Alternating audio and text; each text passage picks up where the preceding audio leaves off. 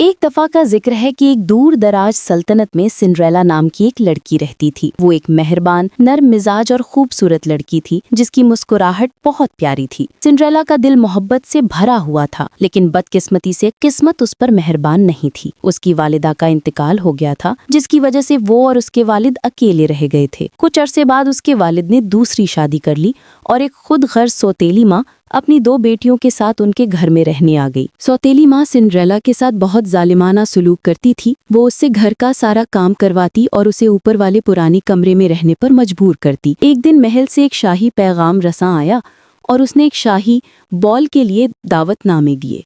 सौतेली माँ और उसकी बेटियां ये सुनकर बहुत खुश हुईं, लेकिन सिंड्रेला को ये देखकर दुख हुआ, क्योंकि वो जानती थी कि उसे जाने की इजाज़त नहीं मिलेगी। जब सब लोग बॉल के लिए चले गए, सिंड्रेला अपने कमरे में अकेली बैठकर रोने लगी। अचानक एक मेहरबान परी उसके सामने नमूदार हुई और उसने सिंड्रेला को तसल्ली दी। परी ने अपनी जादुई छड़ी लहराई और सिंड्रेला के पुराने कपड़ों को एक खूबसूरत और चमकदार नीले रंग के गाउन में तब्दील कर दिया। फिर परी ने अपनी जादुई छड़ी लहराई और चूहों को घोड़ा गाड़ी में बदल दिया और उसमें बैठकर बाल के दावत पर चली जाती है। सिंड्रेला अब एक शहजादी की तरह लग रही थी। उसके सर पर एक ताज था और वो बहुत खुश थी।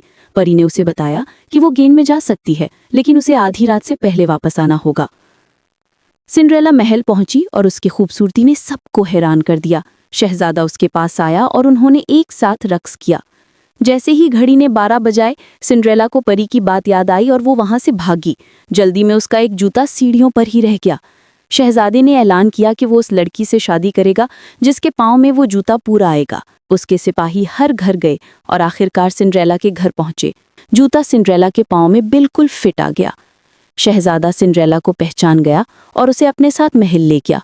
उन्होंने शादी कर ली और हमेशा खुश व खुर्रम रहने लगे।